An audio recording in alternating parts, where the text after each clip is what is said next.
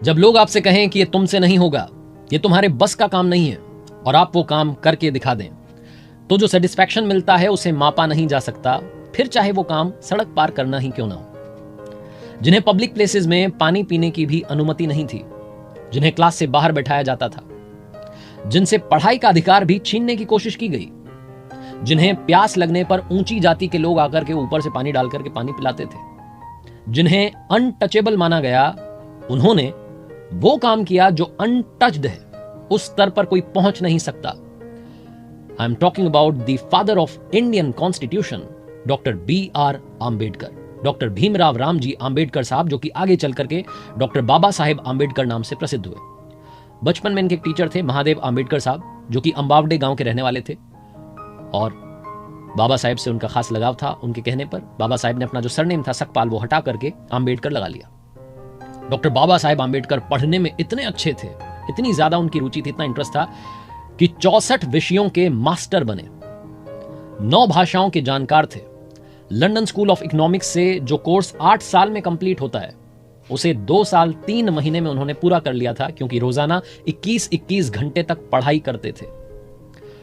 Colombia university ने 2004 में top 100 scholars की एक लिस्ट निकाली थी, जिसमें नंबर 1 पर जिनका नाम था वो हैं डॉक्टर बाबा साहेब आंबेडकर साहब। आइए आज बात करते हैं 5 learnings from doctor Baba Saheb Ambedkar. Learning number 1, शिक्षा की इच्छा। ये जो इच्छा है ना शिक्षा पाने की, ये होनी चाहिए। ये बात सबसे पहले आप सीखिएगा डॉक्टर B.R. आंबेडकर साहब से। बाबा साहेब जब कोलंबिया यूनिवर्सिटी में पढ़ने के लिए गए, तो वहां की जो लाइब्रेरी थी, उसमें जब पियोन आता था, दरवाजा खोलता था, उससे भी पहले डॉक्टर बाबा साहेब आंबेडकर साहब पहुंच जाते थे और सबसे आखिरी में वहां से निकलते थे।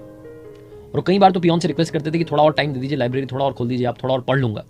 18-18 घंटे रोजाना पढ़ाई करते थे, इस कदर उन्हें पढ़ने की इच्छा थी, सीखने की इच्छा उनके अंदर थी।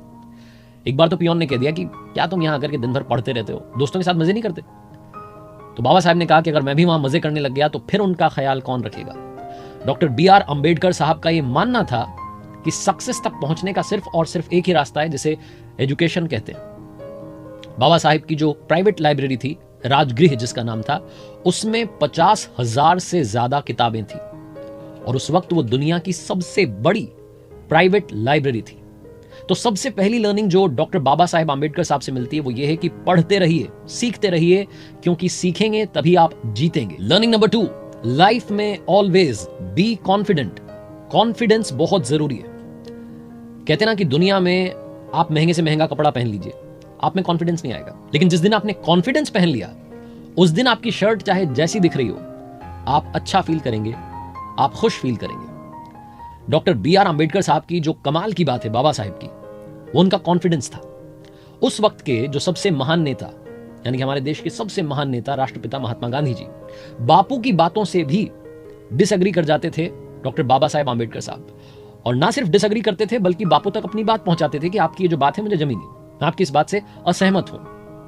इतनी असहमति थी उसके बाद में भी बापू ये दुनिया से कहते थे कि आप एक तरफ 1000 विद्वानों को रख दो, 1000 स्कॉलर्स को रख दो, और एक तरफ डॉक्टर बाबा साहेब आंबेडकर साहब को खड़ा कर दो, इनका ज्ञान इन बाकियों से ज्यादा ही होगा।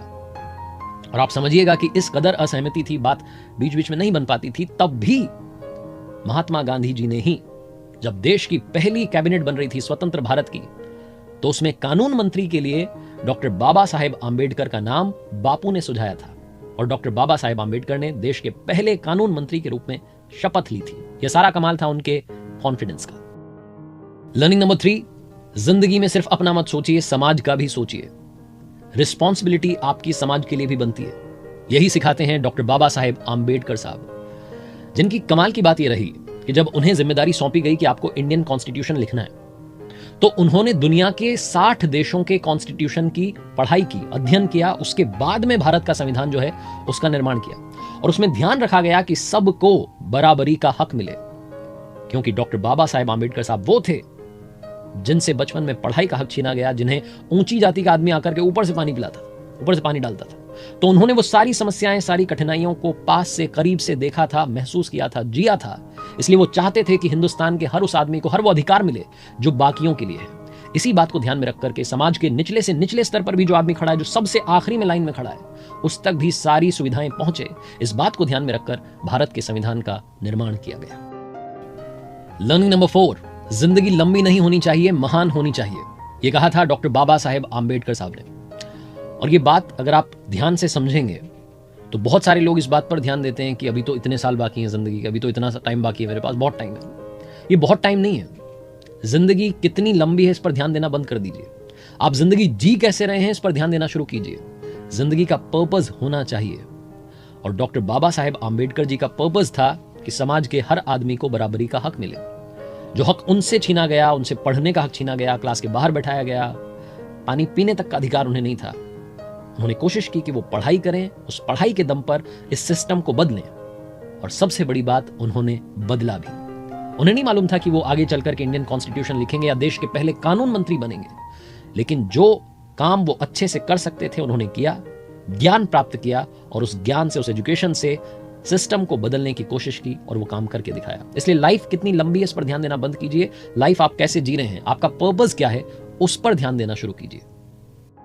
लर्निंग नंबर 5, आखिरी लर्निंग जो हमें डॉक्टर BR आम्बेडकर साहब से लेनी चाहिए वो है विजनरी होना। जिंदगी में विजन होना चाहिए। डॉक्टर बाबा साहेब आम्बेडकर साहब ने आज से 100 साल पहले विमेन एम्पावरमेंट की बात की थी। उन्होंने मटर्निटी लीव्स की बात की थी, मटर्निटी बेनिफिट्स की बात की थी, तब जबकि महिलाओं के अधिकारों के बारे में बात भी नहीं हो रही थी। उन्होंने कहा था कि मजदूरों को 8 घंटे ही फैक्ट्रीज में काम करना चाहिए, वरना पहले 10-10, 12-12, 14-14 घंटे मजदूर काम कर रहे थे। सबके अधिकारों के बारे में सोचने वाले थे डॉक्टर बाबा साहेब आम्बेडकर जी। और उन्होंने मध्य प्रदेश और बिहार के बारे में भी कहा था कि इनके डिवीजन होने चाहिए। तब उनकी सुनी नहीं गई। बाद में 2000 में छत्तीसगढ़ और झारखंड बने, तब सुन ली गई होती तो शायद तभी डिवीजन हो जाता। जिंदगी में सिर्फ आज का मत सोचिए, कल में मत रहिए, आने वाले कल की भी तैयारी कीजिए। यही सिखाते हैं डॉक्टर बाबा साहेब आम्बेडकर जी। और जाते जाते बात आसमान और समंदर की। डॉक्टर बाबा साहेब आम्बेडकर साहब ने कहा कि जिस तरीके से पानी की बूंद समंदर में गिरती है तो समंदर बन जाती है, वैसे इंसान के साथ नहीं होना चाहिए कि इंसान समाज में मिला तो समाज बन गया। इंसान को अपने डेवलपमेंट के लिए भी काम करते रहना चाहिए। जाते जाते कमाल का फैक्ट, आपने डॉक्टर बाबा साहेब आम्बेडकर जी की जितनी पिक्चर्स देखी होंगी उसमें उन्होंने ब्लू कलर का कोट पहना हुआ है, नीले रंग का। ये नीला रंग बाबा साहेब को बहुत पसंद था, क्योंकि नीला रंग आसमान का होता है और आसमान दुनिया में सभी के लिए समान होता है, इसीलिए उन्हें नीला रंग बहुत पसंद था।